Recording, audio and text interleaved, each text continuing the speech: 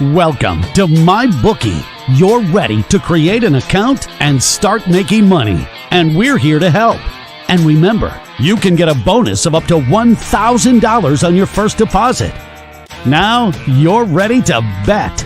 Just go to mybookie.ag, visit the sportsbook, click on your bet, and input the amount you want to risk or win in the bet slip. Yes, it's that easy. Just remember, at MyBookie, you play, you win, you get paid.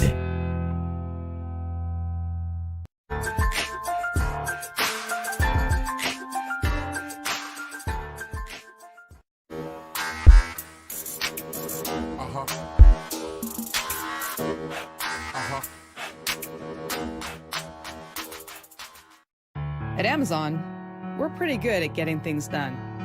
We're pretty good at solving problems. COVID-19 is the biggest challenge we've had to face.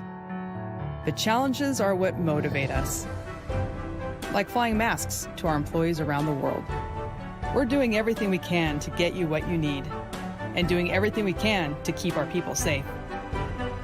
I'm former Navy pilot Sarah Rhodes, and I'm proud to lead our Amazon Air network.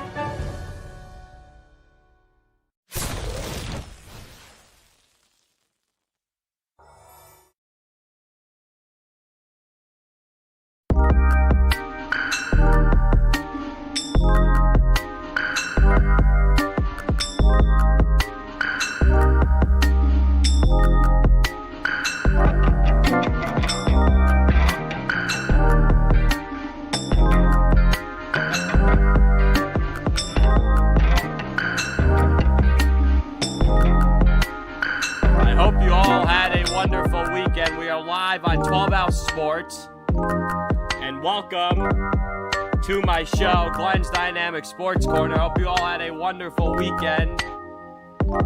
This is the 129th show on 12 Out Sports. And let's start right away today with the Kansas City Chiefs and the New Orleans Saints. And I'm going to start with this because it was the game of the week, 32-29 win by the Kansas City Chiefs over the New Orleans Saints. And once again, the Chiefs proved they're too dominant, too powerful for opposing teams. When you just think the Saints might turn the momentum after scoring a touchdown, no, Patrick Mahomes calls a 2nd and 7. Play action to Travis Kelce, get the first down, they win the game. The Saints now kind of feel the heat and try to win the NFC South. As for the Kansas City Chiefs, they're striving for one thing and one thing only. That is the number 1 seed in the AFC playoffs. The Kansas City Chiefs will be dangerous, obviously, because they're the defending champions. New Orleans Saints are probably not going to get the number 1 seed unless they win their last 2 games in some way, somehow. The Green Bay Packers lose their last 2, and the Packers' last 2 games against the Tennessee Titans and the Chicago Bears. Maybe it happens. Most likely the chances, it's not going to happen. And I personally think, and you all think I'm going to want to be crazy on this take, if the Saints had Michael Thomas, they would have beaten the Chiefs yesterday. Because Michael Thomas would have been another threat for the Saints offense. And then don't forget the key play in that game was the fumble in the second quarter by DeMarcus Robinson special teams. It's a safety instead of a touchdown. And that was, that's a 5-point swing, and that also changes things, of course. But there's another element why I think Michael Thomas would have been important for the New Orleans Saints. And the Chiefs just had too many weapons. Clyde Edwards-Helaire, Le'Veon Bell, Travis Kelce, Tyreek Hill, the list goes on and on. The Kansas City Chiefs are the best team in the NFL at the moment. I think they can beat them, sure, because they played in a ton of close games. But they just know how to win them. That's just championship caliber level. And I'm saying they're the best team in the NFL, but I don't think that they're impossible to beat. You just have to make sure that you're on your best A-day and that they're not on their best A-day. That's how you got to beat them. Or you got to make sure you score 40 points. And there's no team I'll get on till later on this show. Once again, that scored 40 points. And that's how I feel. So let me get into this statistical side of things with Kansas City and New Orleans. Let's see. Oh, Patrick Mahomes, 26 of 47, 254 yards, 3 touchdowns, 37 rushing yards and 7 carries. Clyde Edwards-Helaire, 79 yards rushing, 14 carries, 1 for 4. By the way, he also got hurt in this game, and he did not return to game action. He has an ankle injury. We're not sure if he's going to play the rest of the regular season. I would personally, your Kansas City, you got Le'Veon Bell, Darrell Williams. Sit him out until the postseason. You got too many riches, too much money, as they say, right? You can't have enough of them. Le'Veon Bell, 62 yards rushing, 15 carries, a touchdown, 1 for 14 receiving. Travis Kelce, 8 for 60 and a touchdown. That touchdown actually came. Remember the touchdown he scored in the second quarter off a fumble? That was pretty crazy. And then Sammy Watkins, 4 for 60. Tyreek Hill, 6 for 53 and a touchdown, 1 for 1 rushing. DeMarcus Robinson, 2 for 27. Mecole Hardman Jr., 3 for 22 and a touchdown. Deion Yelder, 1 for 6. Drew Brees, 15 of 34. 234 yards, 3 touchdowns, 1 reception. Alvin Kamara, 54 yards rushing on 11 carries, 3 for 40 receiving and a touchdown. Latavius Murray, 3 yards rushing on 4 carries, 2 for 26 and a touchdown receiving. Taysom Hill, 3 yards rushing, 2 carries and a touchdown. We all thought that Hill was going to be the quarterback over Drew Brees. That wasn't the case. Emmanuel Sanders, 4 for 76. Jared Cook, 2 for 29. Lil Jordan Humphrey, 2 for 29 touchdown. Jaquan Smith, 1 for 25. Michael Burton, 1 for 9. Next up on the agenda. Oh yes, Sunday Night Football between the Cleveland Browns and New York Giants. In a 20-6 win for the Cleveland Browns. Now, I think this was good for the Cleveland Browns. You don't play a division rival, you play someone else. Yeah, it's away from your home stadium, you get to relax. They were kind of like a little looser, because last week was intense. It was rah-rah, it was that kind of game. But the Browns like, alright, we're not playing the Ravens. We're on the road. We're not going to something hostile. We could just be ourselves and just be cool, calm, and collective. Because the Giants did outplay the Browns in the first half, but they're like, Browns still had that 13-3 lead at halftime, and it really didn't matter. Baker Mayfield, sling.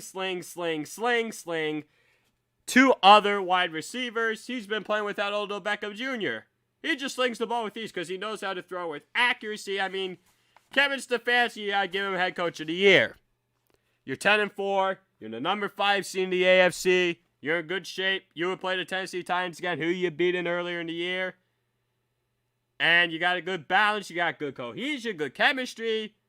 You got the right chemicals. You know what they say? When you're trying to do a science experiment, don't use the wrong chemicals because bad things will happen. Well, Kevin Stefanski has the right chemicals, and he's using the right substances in his laboratory, and it's completely working for the Cleveland Browns. The one time he uses that wrong chemical, it's gonna go wrong for you. So Kevin Stefanski, keep pressing the right buttons and keep using the right chemicals, because whatever it is, it's working. And as for the New York Giants itself, 2 weeks ago, we were praising themselves as they were going to win the NFC East division, and now Dave Gettleman, the general manager, saved his job. Now, on the other hand, New York Giants fans are calling for his job this morning, but everyone wants to praise Joe Judge, and you know what? They're 100% correct.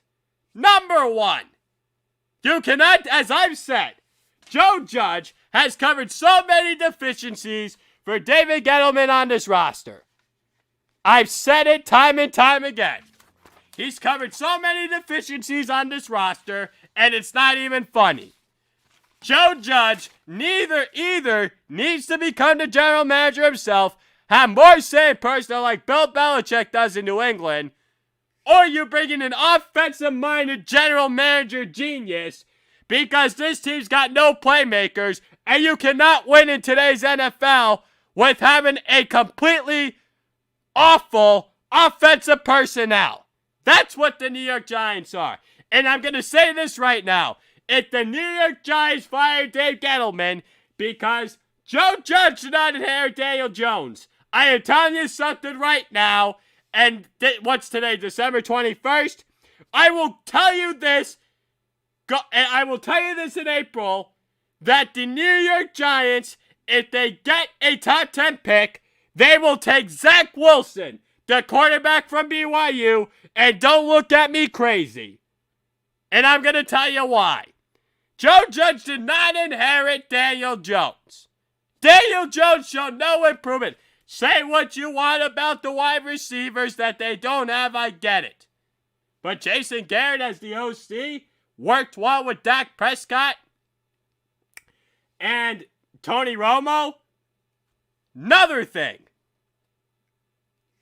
This could be like the Arizona Cardinals situation. You got the coach wrong and the quarterback wrong. Now you got the coach right. You don't know if you had the quarterback right. Now you need Judge to get his quarterback if he does not like Daniel Jones. Even though you have Saquon Barkley coming back next year. That's just where the Giants are at this point. Personally, I think they should take Devonta Smith, Jamar Chase in the first round. But I'm telling you what's going to happen if there's a new sheriff in town at the general manager spot. There is no way on this planet Earth that they're not taking a quarterback. That's just what I see. Colt McCoy's looked better than Daniel Jones. They just didn't execute last night. And I don't have a problem with Joe Judge gambling. It just didn't work. They don't have the players. These two teams were in the top 2 draft spots a couple years ago. And Cleveland's been way better in talent and evaluating it than the New York Giants have. Browns got 10 times better offensive pieces than the Giants do. Sorry, truth be told, that's what it is. Let's see. The stats on the back from this 20-6 win by the Cleveland Browns.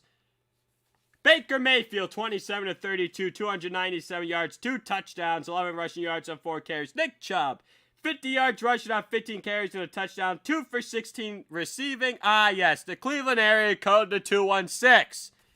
Way to go, Nick Chubb, with those number stat lines. Dearness Johnson, 4 for 24. Kareem Hunt, 21 yards rushing on 7 carries. 3 for 7 receivers. Rashad Higgins has been a very nice receiver. 4 for 76.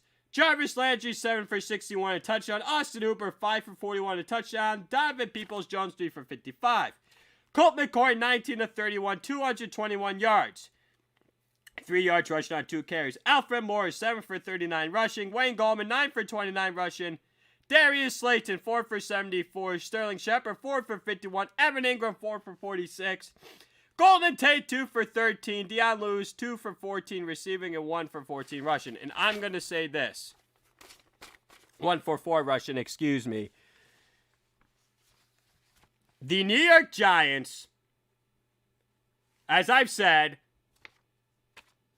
need help on the offensive side of the ball. They need to draft all offense in this draft because I think they shored up the defense. And get the right general manager, and they might be in the playoffs next year. Although I predicted them to win the NFC East this year, it ain't looking so good right now.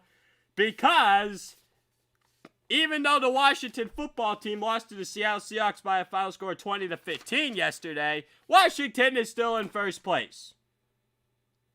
So Seattle is back in the playoffs once again after this one on the road. Jamal Adams finally takes his postseason football for the first time in his career. The Seattle Seahawks did not win pretty, they won ugly. Jamal Adams is thrilled he's in the playoffs. With a chance now to win a Super Bowl, which is something he's always wanted in his NFL career. Russell Wilson and the running game did just enough, and the defense did a job when it mattered. This would have been a bad loss for Seattle, But don't even get me started on the Los Angeles Rams losing to the New York Jets. That's even more pathetic. And knowing the way the NFL works, the Seattle Seahawks will lose again to the Los Angeles Rams next week if Los Angeles beat it once. And it wouldn't be a surprise that was the case that the Rams were caught looking ahead against the Seahawks. But I would like to congratulate someone this morning on this show. I would like to put a big Sharpie X to the Washington football team because you're going to win the NFC East title probably somewhat guaranteed at this point. Because you're going to definitely some way somehow win this division within the next 2 weeks. I can probably guarantee you that. And if you don't win the division, you can blame me for basically jinxing you on air.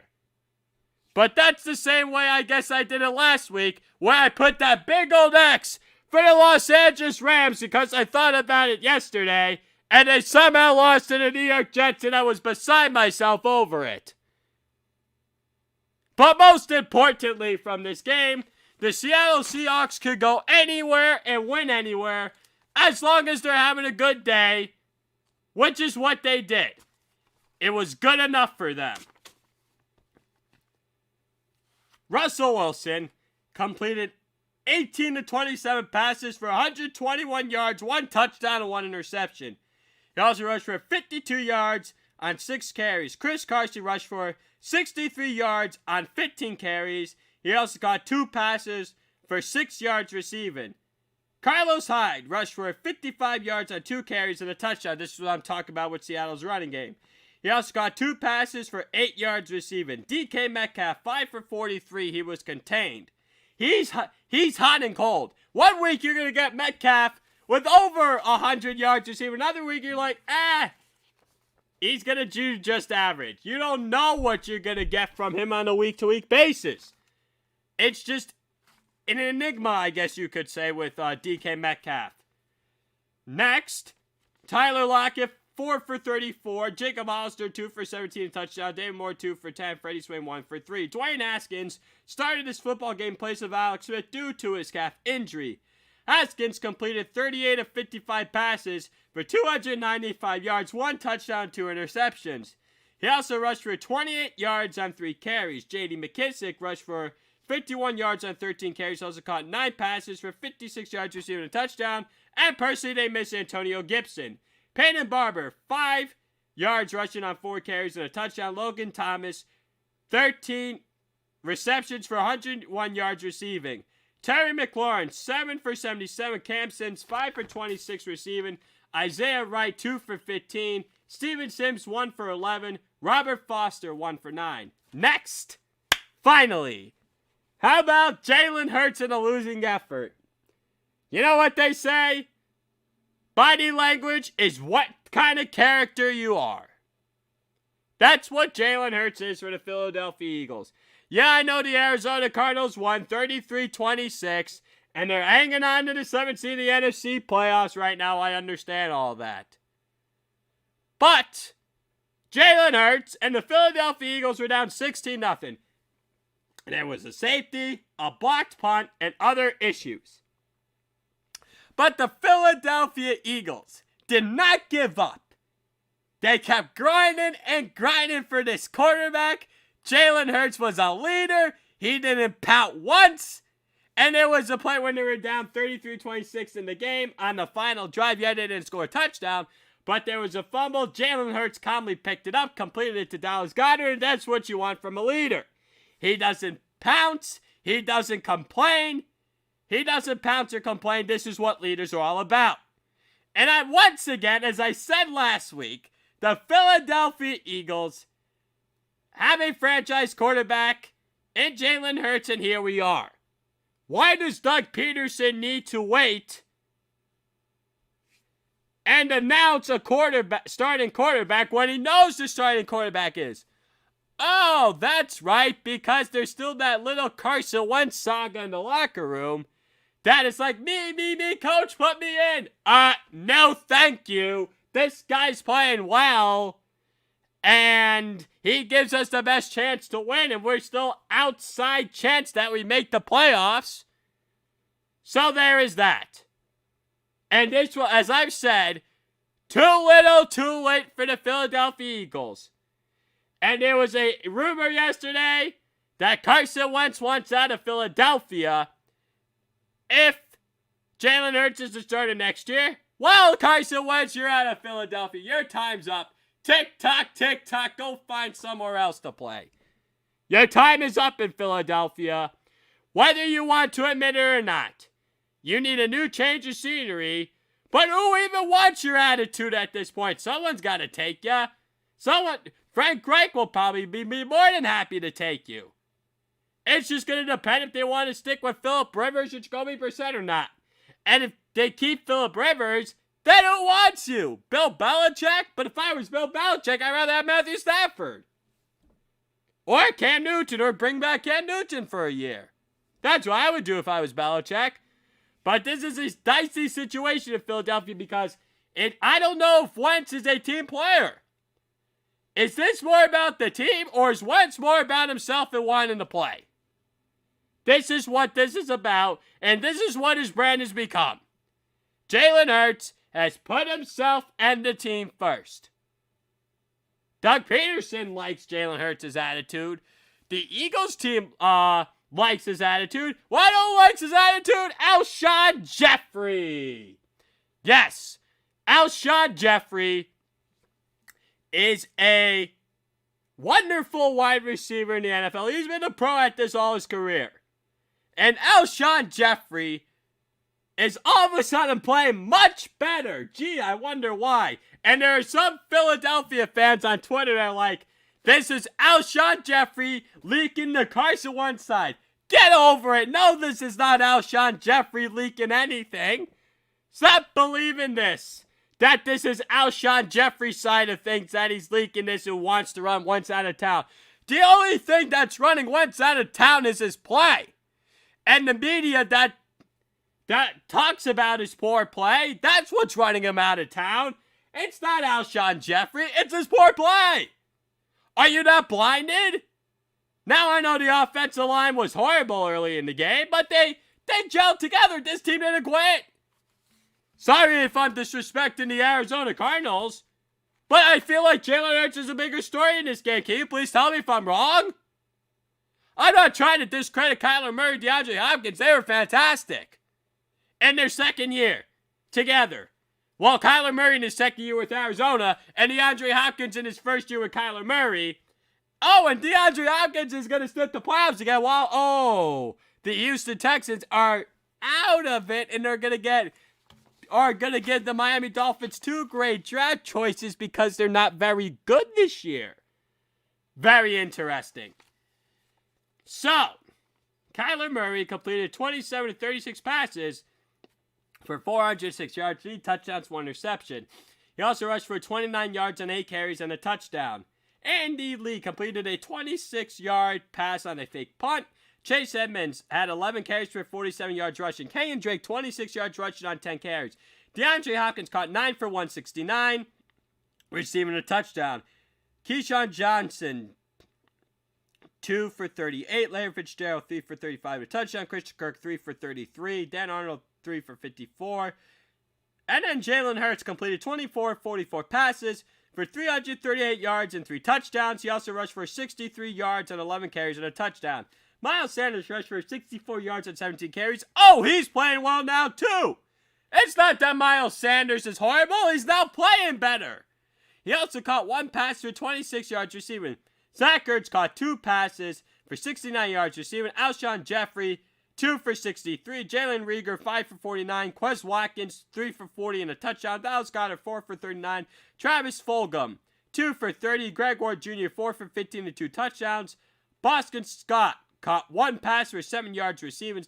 As I've said, Carson Wentz time is running out with the Philadelphia Eagles. So now on to my next segment. So the Tennessee Titans took down the Detroit Lions 46-25. Once again, for all you Tennessee Titans doubters and haters out there, I've been on this stance all year long. The Tennessee Titans, now this is not 1, not 2, not 3, 4 times they've scored 40 points in a game this year.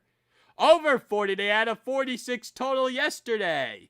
This is not a surprise knowing how loaded they are offensively, knowing that Derrick Henry, the heart and soul of the Tennessee Titans, just ran over the Detroit Lions once again. Oh, Ryan Tannehill. He continues to play spectacular for the Tennessee Titans. And it comes as no surprise why this offense is so good. They got the best balance in the NFL. Ryan Tannehill and Derrick Henry is a perfect cohesion and chemistry with each other. The chemicals mix. It's very good. And the recipe is right. They just better make sure they continue to follow it in the postseason. And I think other than Eric Bieniemy, the offensive coordinator of the Kansas City Chiefs, Arthur Smith, the offensive coordinator for the Tennessee Titans, is one of the best in the league. And if you're the Tennessee Titans, you do not let that man walk out the building. I've said it on my show thousands of times. Arthur Smith cannot be left out of the building. I always say that. There are certain stances that I always stick true to, and this is one of them. Let's see. Ryan Tannehill, 21 to 27 passes for 273 yards and 3 touchdowns.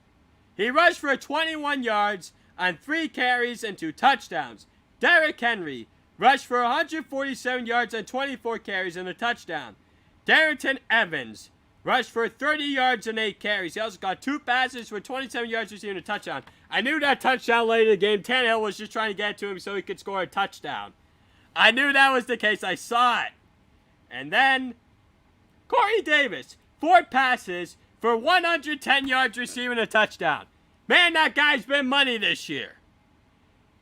Blessing in disguise, the Tennessee Titans deny his 4th-year option, and Corey Davis has been absolutely balling. Corey Davis, I'm telling you, this is what the Tennessee Titans were thinking when they took him in the first round a few years ago. Oh, and you also got A.J. Brown, who's also having another wonderful year. He caught 5 passes for 44 yards receiving and 1 touchdown. Matthew Stafford completed 22 of 32 passes for 252 yards and 1 touchdown. He also rushed for 12 yards on 2 carries. Chase Daniel, 5 of 6 for 55 yards and 1 interception. He also rushed for 11 yards on 1 carry. DeAndre Swift rushed for 67 yards on 15 carries and 2 touchdowns. He also caught 4 passes for 15 yards receiving. Adrian Peterson rushed for 6 carries on 23 yards. Marvin Jones Jr. caught 10 passes for 112 yards receiving a touchdown. Hunter Bryant caught 1 pass for 44 yards receiving. Mohamed Sanu, 4 for 38. TJ Hawkinson, 2 for 18. Now, this is the first of 3 I'll be saying today. Use promo code, Use promo code 12ounce sports, all caps, for deposit bonus up to $1,000. For my bookie, that's the first of 3 I'll be saying today. And we are live. And thank you all for tuning in on this Monday after the NFL season. Commercial free for the next 30 minutes or so. And we are rolling here on this Monday morning. We are a growing radio station on 12ounce sports. And please give us a follow on our Facebook page, our Twitter page, and our Instagram page. And I'm hoping at some point in the future, maybe once and for all, I can finally drop a logo and share it all with you guys. But for now, let me get into my next segment. I would love to break a table. And I was actually about to smash something.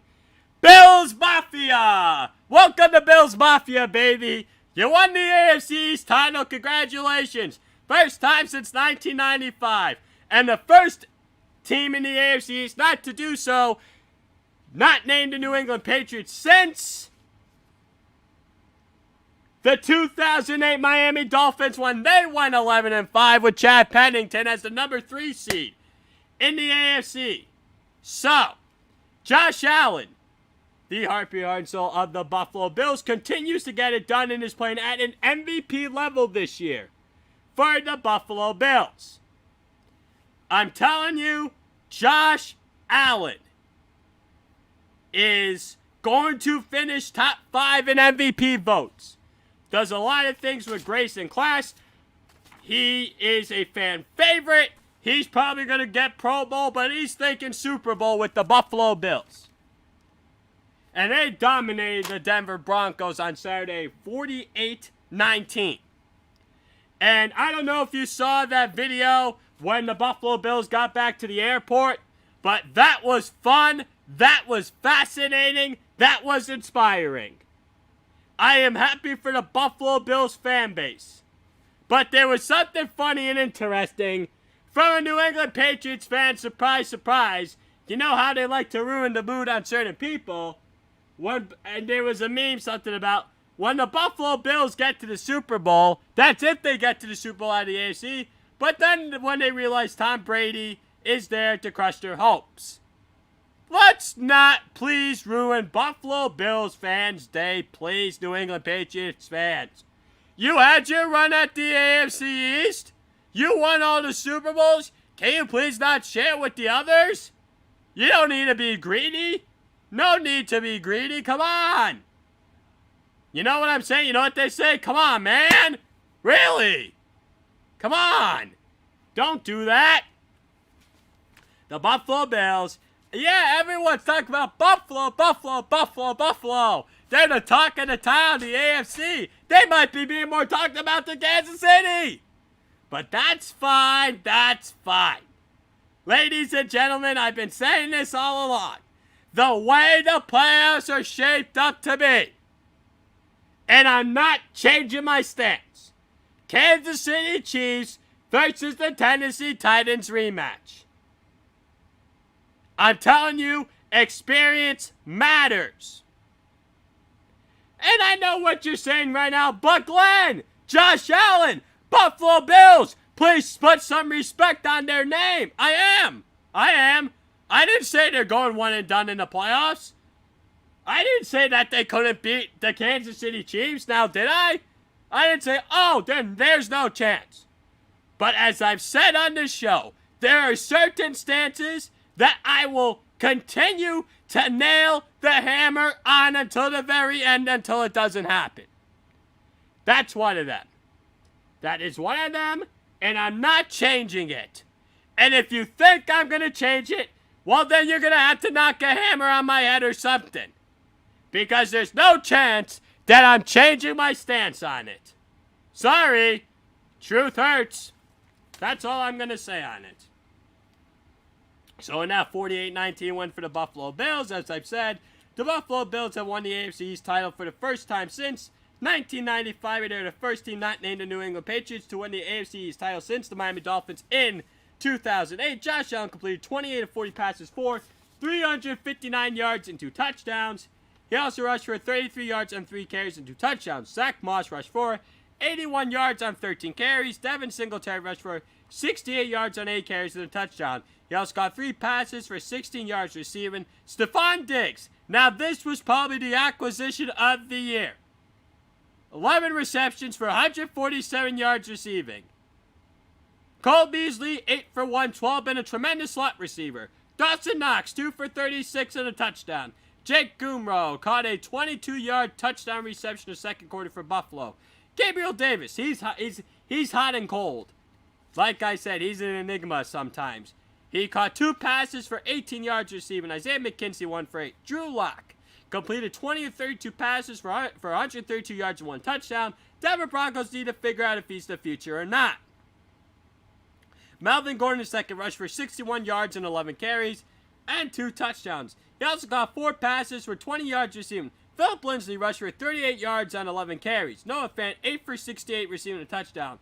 Tim Patrick caught 3 passes for 14 yards receiving. KJ Hamler caught 1 pass for 4 yards receiving. Want to know why the Denver Broncos may have to draft a quarterback? Well, let's see. Kansas City Chiefs got Patrick Mahomes. The Las Vegas Raiders have Derek Carr. Oh, want to know what the Los Angeles Chargers have? Justin Herbert. That's right. They upset the Las Vegas Raiders 30-27 on Thursday Night Football. Now this is the first time that the Chargers have spoiled the Raiders' playoffs hopes since when the Chargers were in San Diego with Philip Rivers and the Raiders were in Oakland with Jason Campbell. Because the Raiders would have been in that year had they beat the Chargers because the Broncos lost to the Chiefs in Week 17. But no, the Chargers ruined the Raiders' season. And once again, they basically dashed the playoffs over the Raiders. And Justin Herbert scores the game-winning 1-yard rushing touchdown with under a minute 30 remaining in overtime. Bagley, he missed 2 field goals in regulation to potentially win the game. Daniel Carson did drill a 23-yard field goal for Vegas in the first overtime to give him a temporary lead until Justin Herbert struck. And Justin Herbert does a lot of things with grace and class because that is the quarterback he is. He's a rookie. He does a lot of things very well. So, the important thing with Derek Carr is that he hurt his groin in the first quarter for Las Vegas, and he did not return to this football game. Marcus Mariota played well in this football game for the Raiders, despite the losing effort, and some of his former Tennessee Titans teammates cheered him on. Mike Vrabel was happy, Jeffrey Simmons, A.J. Brown, Kevin Byard, the list goes on and on. They were cheering him. I'm like, wow, Tennessee Titans really loved Marcus Mariota. Wow, this was great. And I'm like, so the Tennessee Titans love Marcus Mariota. But I know a place where there's a place that some people don't like their quarterback. Oh, what is that? Philadelphia with Carson Wentz? And could that maybe be why Nelson Aguilar is finally actually playing better this year? I'm not trying to say anything really, but Nelson Aguilar's been better this year with Derek Carr, and he actually played decently. He's not dropping as many passes. Or is it simply because he just needed a new change of scenery, which is possible too.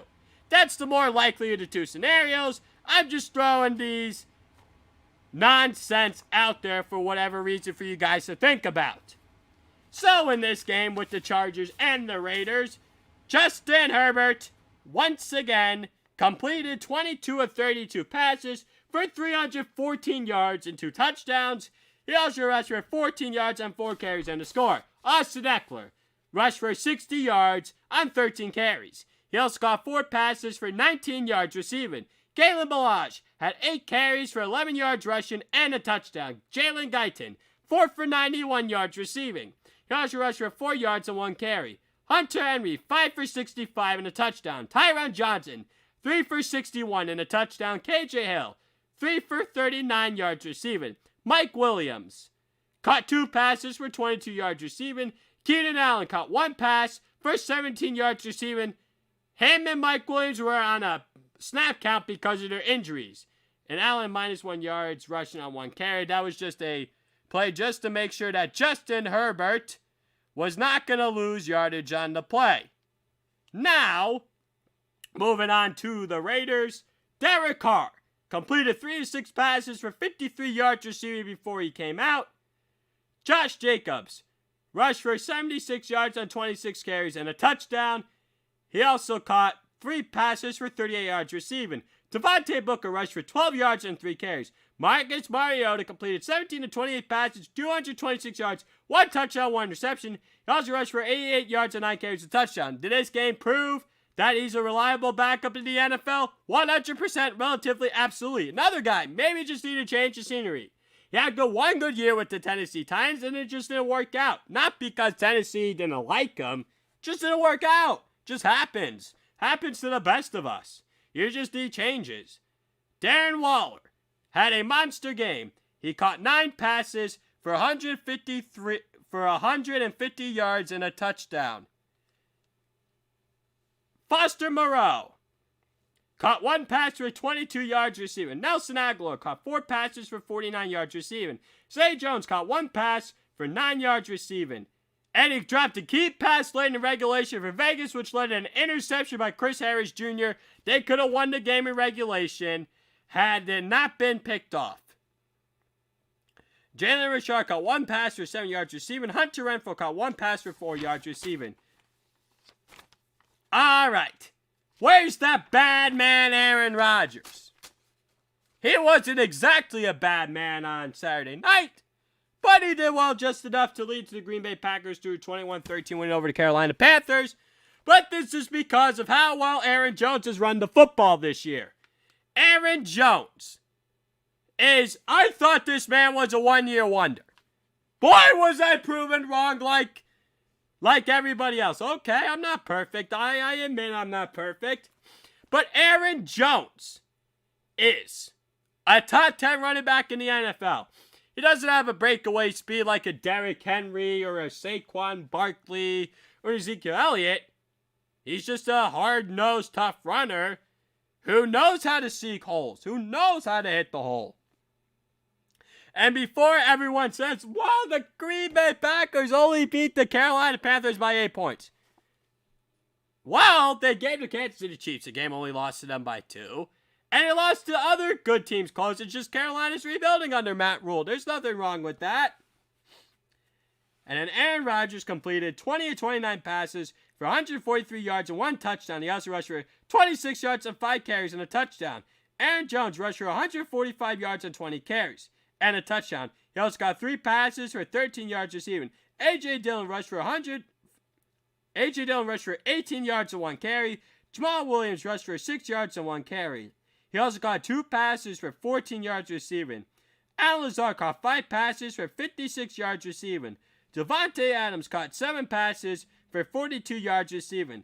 Robert Tonyan caught 3 passes for 18 yards receiving and a touchdown. Teddy Bridgewater completed 21 of 35 passes for 258 yards. He also rushed for 26 yards on 4 carries and a touchdown. Mike Davis rushed for 59 yards on 14 carries. He also caught 2 passes for 2 yards receiving.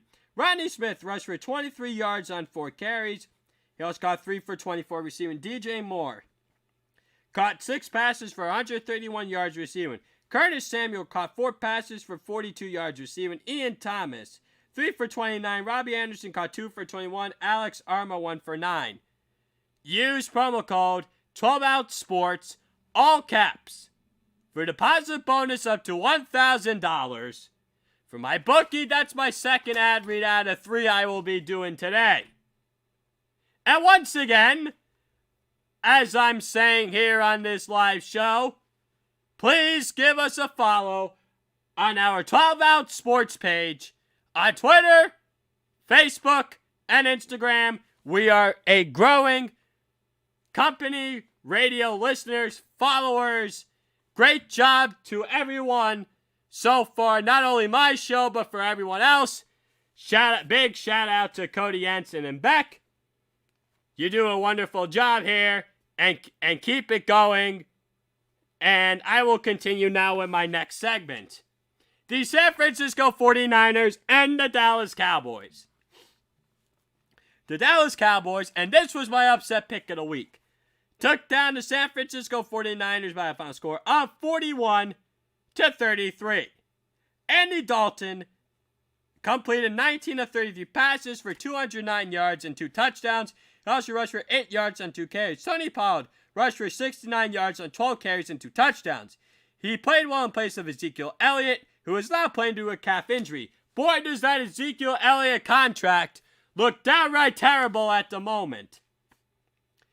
Pollard also caught 6 passes for 63 yards receiving.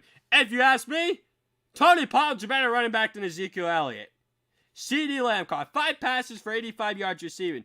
He also returned a kickoff 47 yards for a touchdown after an attempted onside kick by the San Francisco 49ers. Michael Gallup caught 3 passes for 26 yards receiving a touchdown.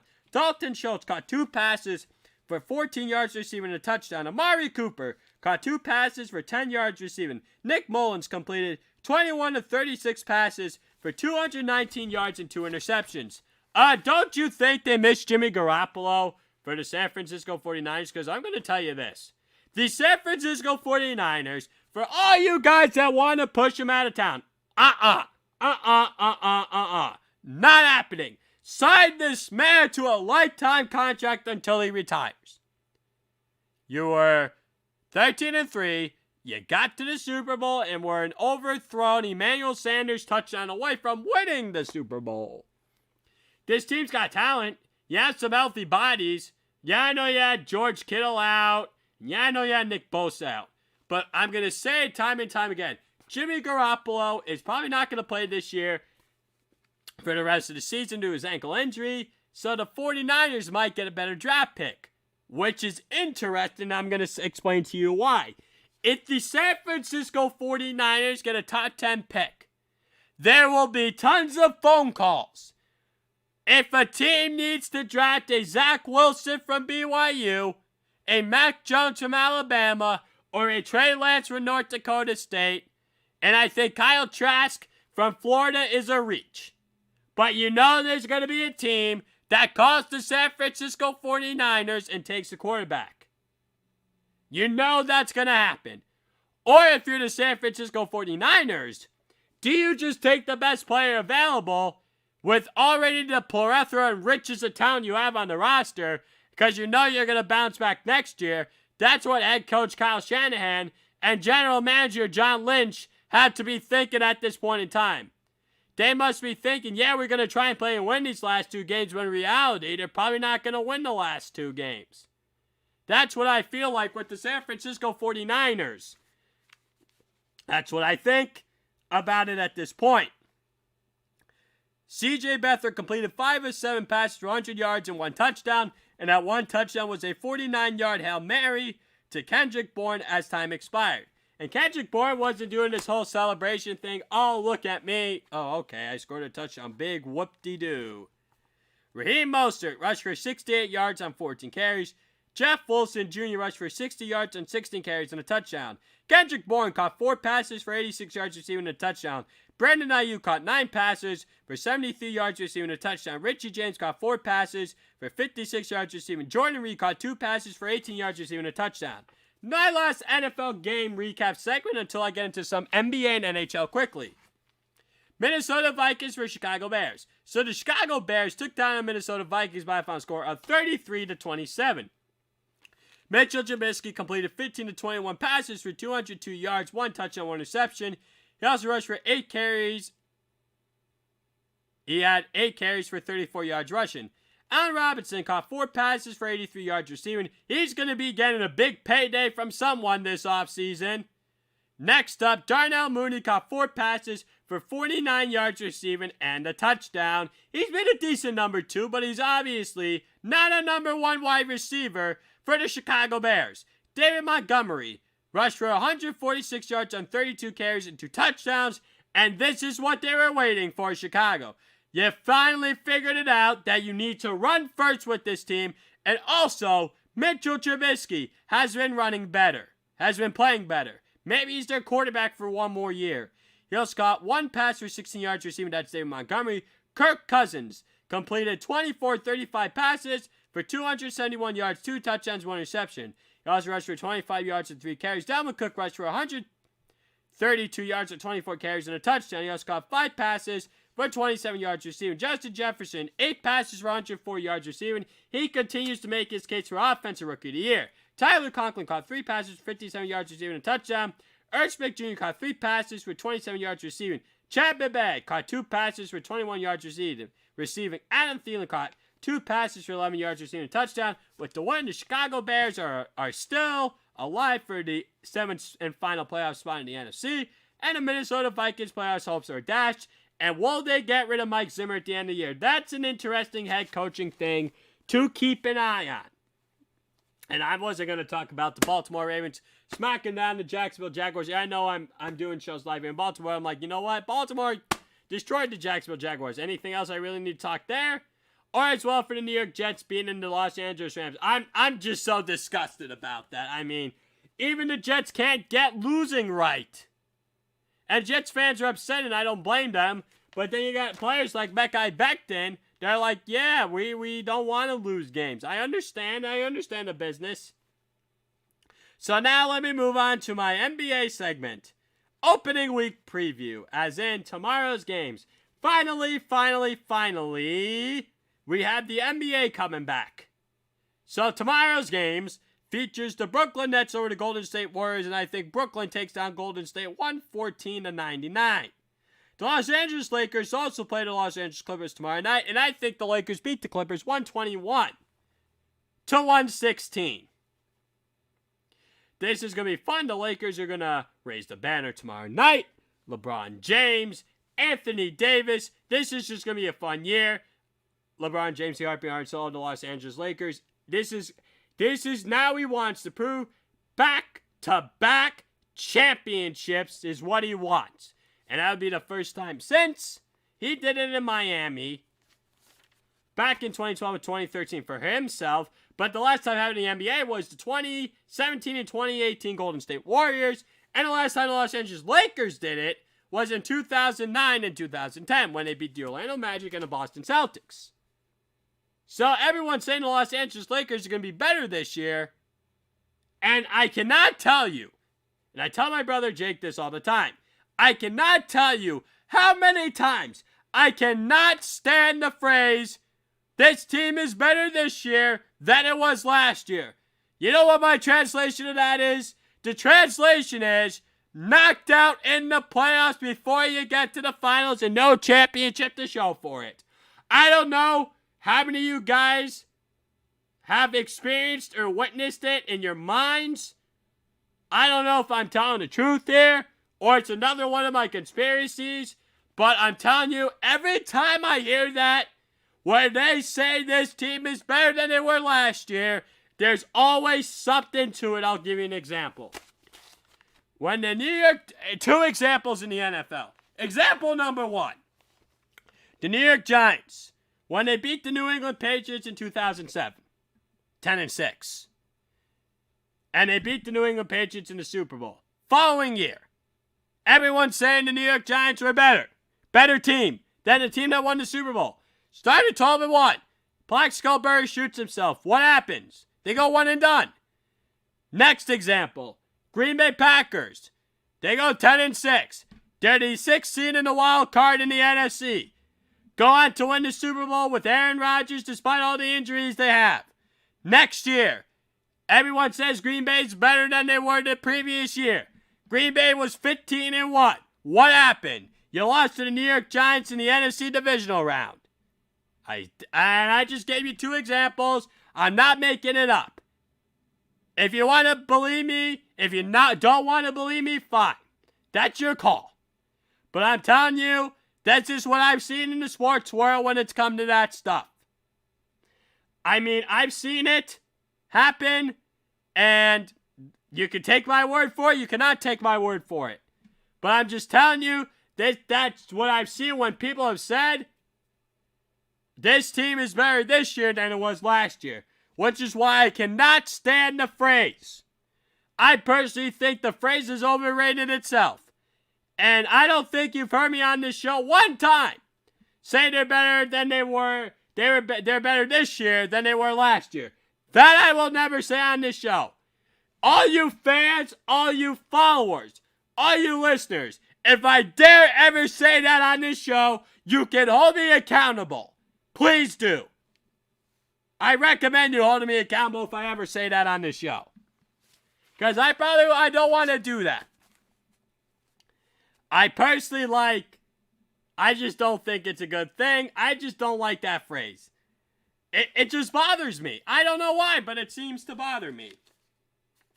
And for the last final few minutes on this show, ice, ice, ice, baby. Welcome back, National Hockey League. Training camp opens January 3rd. Games begin January 13th. And now I was begging for the Canadian teams to come across the United States, but there will be the All-Canadian division this year. Probably in 2 weeks from today, I'm probably going to have my NHL preview. How the NHL season's going to work is that the top 4 teams in each division make the playoffs. And then for the conference finals, it will be the worst record versus best record during the regular season. And then the third best record versus second best record. And I'm going to truth be told, I am going to do this as east and west as possible as I can when I'm making these predictions. I will feel weird to see the all west versus all east in the Stanley Cup finals. I know my dad, huge hockey fan. I talk about it with him all the time. He personally thinks it would be cool if the Stanley Cup Finals was like an all East versus all West like it was back in the 1980s. And I can tell you, I am not a fan of it. I can't wait to talk to my Uncle Frank about it. Another big hockey fan that I talked to about it. And some other hockey fans I know. I'm very curious to see what their take is. So here are the divisions. The Canadian division will feature the Toronto Maple Leafs, the Vancouver Canucks, the Winnipeg Jets, Calgary Flames, Edmonton Oilers, Montreal Canadiens, and Ottawa Senators. And I can tell you, for the most part, that the NHL did this with grace and class during the whole way because they finally got it together, and now they have a schedule for the 2020-2021 season for 56 games. As I said, Toronto Maple Leafs, Vancouver Canucks, Winnipeg Jets, Calgary Flames, Edmonton Oilers, Montreal Canadiens, and Ottawa Senators. Who do I think will be the top 4 teams? And I'm going to look at the rosters again and how I feel when I get into my previews. I think Toronto, Vancouver, Calgary, and Edmonton are the top 4 in the Canadian division. The Western Division will feature Anaheim Ducks, Arizona Coyotes, Colorado Avalanche, Los Angeles Kings, Minnesota Wild, San Jose Sharks, St. Louis Blues, and Vegas Golden Knights. Who do I think are the top 4 teams here? Colorado Avalanche, Los Angeles Kings, St. Louis Blues, and Vegas Golden Knights. The Central Division will feature Carolina Hurricanes, Chicago Blackhawks, Columbus Blue Jackets, Dallas Stars, Detroit Red Wings, Florida Panthers, Nashville Predators, and Tampa Bay Lightning. Who do I think makes it? Carolina, Columbus, Dallas, and Tampa Bay. Tampa Bay is probably going to steamroll everybody. Oh! Tampa Bay played Dallas in the Stanley Cup Final last year. So now they're in the same division this year. That's going to feel very weird. They're going to play each other 8 times. Oh, boy. Is that what? You know what? That actually might be the opening night game on NBCSN. Wow.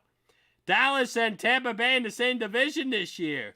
That's probably going to be the game. That's probably going to be opening night.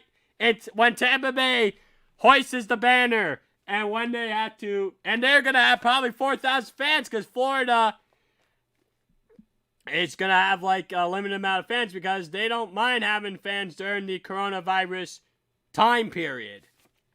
And they said the Florida Panthers are going to have fans too. So now, in the Eastern Division, this is brutal. Boston Bruins, Buffalo Sabres, New Jersey Devils, New York Islanders, New York Rangers, Philadelphia Flyers, Pittsburgh Penguins, and Washington Capitals. Well, you could already eliminate the Buffalo Sabres and the New Jersey Devils. They're not going to be anything special. Boston Bruins, I personally think not having David Pastrnak and Brad Marchand to start the year is going to hurt the Bruins. The New York Rangers need a preseason. They're too young. I don't think they're going to get off to a fast start, which means that the top 4 teams in the East will be the New York Islanders, the Philadelphia Flyers, the Pittsburgh Penguins, and the Washington Capitals. That's who I think those are the 4 best teams in the Eastern Division. Wow, I just felt like I said it in a Eastern as a college football playoff thing, and don't get me started on the college football playoff. And as I conclude with the NHL today, ladies and gentlemen, I'm out of time here. Thanks for tuning in to Glenn's Dynamic Sports Corner on 12 Out Sports.